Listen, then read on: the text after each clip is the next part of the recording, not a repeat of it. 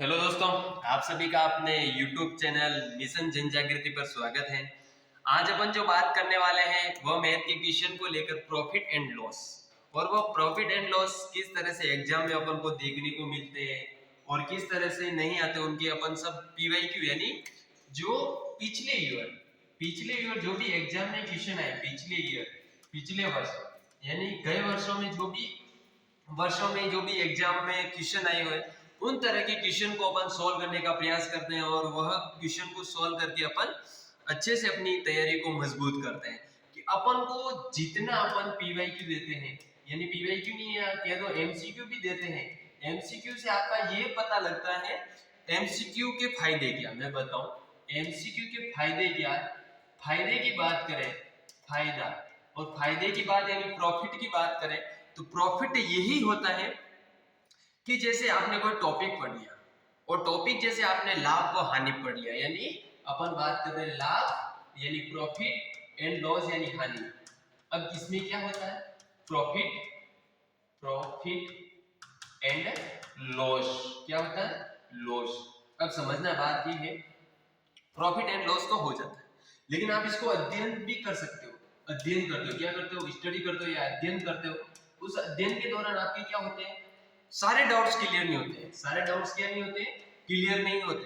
Clear नहीं होते हैं तो आप वो अच्छे से कर नहीं पाओगे। जैसे आप एग्जाम में जाते हो, एग्जाम हॉल में जाते हो, एग्जाम हॉल में जैसे आप गए उस कक्ष में बैठे हो लेकिन इस तरह का कोई क्वेश्चन आ गया है लाभ हानि से, आपने डाउट उसके PYQ को किए नहीं, आप जैसे उस एग्जाम में जाओगे तो पहले तो उसको प्रश्नों को पढ़ोगे और उस प्रश्न को थ्योरी के आधार पर सॉल्व करने का प्रयास करोगे। लेकिन जब एग्जाम हॉल में अगर आपने बार बार एग्जाम हॉल से पहले अगर आपने क्या PYQ लगाया यानी MCQ जितने भी लगाए PYQ को या MCQ आपने जितने भी लगाए हैं पहले लगा दिए तो आप क्या होगे उस स्तर पे। अगर पहले आपने लगा दिए हैं तो आप उस स्तर पे क्या होगे, पहले से उस क्वेश्चन को देखा है, उस क्वेश्चन का टाइप देखा है, उस जो क्वेश्चन कह रहा था उस क्वेश्चन को पहले देख लिया। तो जब आप एग्जाम हॉल में बैठते हो तो आपको क्या वो क्वेश्चन का टाइप पूरा समझ में है, आप उस क्वेश्चन को कैसे से कैसे करना, स्टेप टू स्टेप कैसे करना वह आप कर सकते हो। अब अपने क्वेश्चन की तरफ चलते हैं, थोड़ी सी बात हो गई क्वेश्चन क्या कह रहा है और समझने का प्रयास करें। मैं जहां तक सोचता हूँ क्वेश्चन को मैथ के समझना बहुत जरूरी है। क्वेश्चन मैथ के समझोगे नहीं जब तक आप आगे कुछ कर नहीं सकते हो। जब तक आप मैथ के क्वेश्चन अच्छे से सॉल्व करना, पहले उस क्वेश्चन को क्या कहना चाहता है क्वेश्चन को समझो क्या कह रहा है। देखिए अपन बोर्ड की तरफ, किसी बैग में 230 रुपए में यानी कि किसी बैग, कोई एक बैग है, एक थैला है, उस थैले को 230 रुपए में बेचे जाने पर 15% का लाभ होता है। यदि बैग को 20% लाभ पर बेचा जाए तो विक्रय मूल्य क्या होगा। अब इस क्वेश्चन को समझना है, अपन समझना है इस बैग है और ये बैग है अपने पास बैग, और इस बैग का अपन ने 100 रुपए दिया था। कितने रुपए दिया था, 100 रुपए दिया था। मैंने कहा है इस बैग का था और अपन ने 100 रुपए दिया था, इसमें कोई क्रय मूल्य बताया नहीं है, इसको अपन बोलते हैं CP। क्या बोलते हैं, CP।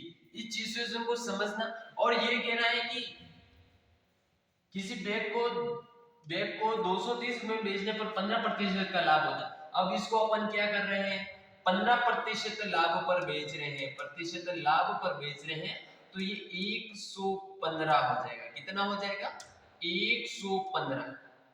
ये सिचुएशन आप सभी को समझ में आ चुकी होगी कि ये 115 हो जाएगा और ये 115 रुपए में हो जाएगा अपने लिए तो, और ये कह रहा है कि 230। अब इस 115 बराबर अगर 230 है, 115 बराबर 230 है तो अपन को हमेशा एक का मान चाहिए। इसे 215 का भाग अपन 230 में देंगे तो अपन को एक का मान 2 होगा।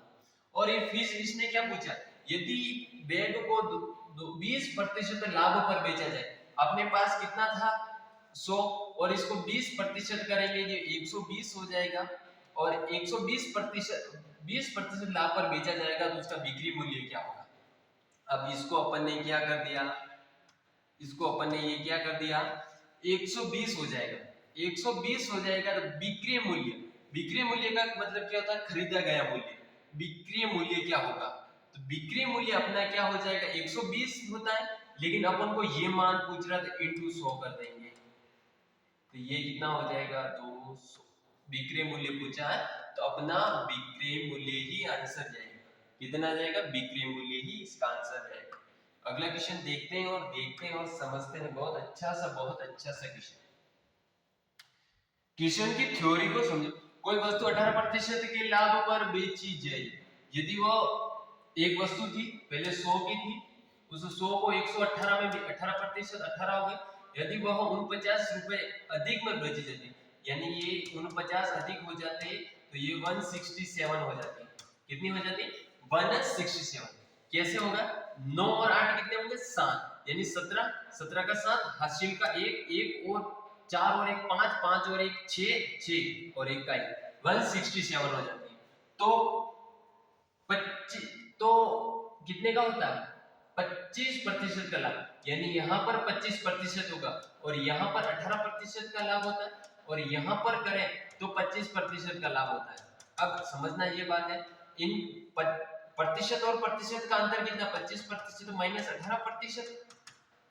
अगर अपन ये सिचुएशन को निकालें तो अपना बनता 7%, और ये अगर 118 में से एक, अगर 167 में से 118 निकालते हैं तो अपने पास बचते हैं 49, और अगर अपन को चाहिए 1% का मान तो 7 का भाग इसमें देंगे, अपन को 1 का मान प्राप्त हो जाएगा। और इसने पूछा क्रय मूल्य क्या होगा, सीपी क्या होगा, इंटू 100 कर देंगे लाला, क्योंकि अपन ने यहाँ 100 माना था और ये अपना क्या था, सीपी था। इंटू 100 कर देंगे, ये 700 हो जाएगा। क्या हो जाएगा? 700। आंसर अपना क्या हो जाएगा? आंसर नंबर 2 हो जाएगा। अगला क्वेश्चन भी बहुत प्यारा क्वेश्चन। ऐसे क्वेश्चन करने से अपन को बहुत कुछ सीखने को भी मिलता है। सीखने के साथ अपना बहुत ऐसे क्वेश्चन करने से आप एग्जाम में डायरेक्ट आईक्यू लगा सकते। क्वेश्चन की तरफ अपन नजर डालते हैं और क्वेश्चन क्या कहना चाहता है कि ए है, बी है और सी है, 3 व्यक्ति हैं। अपन यहाँ कुछ भी मान सकते हैं, अजय, देवी, सागर, कैसे भी मान सकते हैं, लेकिन मैंने यहाँ सागर नाम लिया है। तो सागर एक जिला भी है, क्या है, और जिला, और ये जिला है एमपी का। ये चीजें मैं थोड़ी साथ में भी बताऊंगा, क्योंकि मैं रिलेटेड चीजें पढ़ने में बहुत इंटरेस्ट रखता हूँ। अब इसमें कह रहा है कि ए एक साइकिल है, अपन ए के पास एक साइकिल थी, 100 रुपए दिए थे उसने, लेकिन इसने 5% लाभ पर बेची, यानी 105 हो गए। और अगर ये फिर 105 और बी से उसे सी को 10% लाभ में बेची, यानी अपने हो जाएगा 115.5 हो जाएगा। अगर अपन 105 का निकलाएंगे तो 10.5 आता है, और अपना ये सी को बेचता है। तो कहता है सी ने उसको कितने में, मगर अपन ये कह रहा है कि 115.5 और ये कह रहा है कि 2120 इतने में खरीदता है। लेकिन अपन को यहाँ से क्या पता लगता है और क्या नहीं लगता है, आइए नजर डालते हैं। अपन को कैसे करना, 2310 बटा 115, अपन पॉइंट को हटा देंगे तो ऊपर एक जीरो आ जाएगा, इंटू अपन को पूछा है मूल्य ज्ञात कीजिए ए, और ए के पास 100 था, इंटू 100। ऐसी सिचुएशन आ जाए तो आप क्या करेंगे और क्या नहीं करेंगे। अगर आप इनको इससे कट करते हो तो ये 20 बार जाता है, और इसको अगर आप इससे कट करते हो तो ये 31 हो जाता है, और इसका बाद इसमें देते हो तो 100 हो जाता है, और 100 इंटू 20 करते हो तो आपको ये पता है 2000 हो जाएगा। क्या हो जाएगा? 2000। कितना हो जाएगा? 2000। अपना आंसर क्या हो जाएगा? ए नंबर अपना आंसर हो जाएगा। आंसर कौन सा हो जाएगा? ए नंबर अपना आंसर हो जाएगा। अगला क्वेश्चन ये भी बहुत प्यारा। ये क्वेश्चन क्या कह रहा हो, यानी ये आपको अपने कमेंट बॉक्स के माध्यम से बताना है।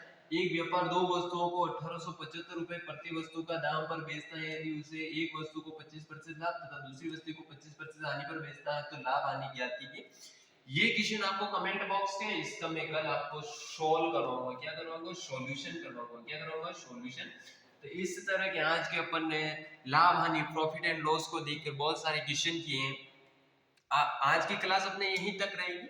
आपको ये क्लास कैसी लगी, आप अपने इस क्लास में क्या बताना चाहते हो, आपको और क्या ऐड करना है, तो आप इस कमेंट बॉक्स के माध्यम से भी बता सकते हो। और अपनी ये क्लास वास्तविक जरूरतमंद उस भाई या बहन विद्यार्थी को भेजना जिसको वास्तव में इस क्लास की जरूरत है। Practice is very important. ठीक है, धन्यवाद सो मच।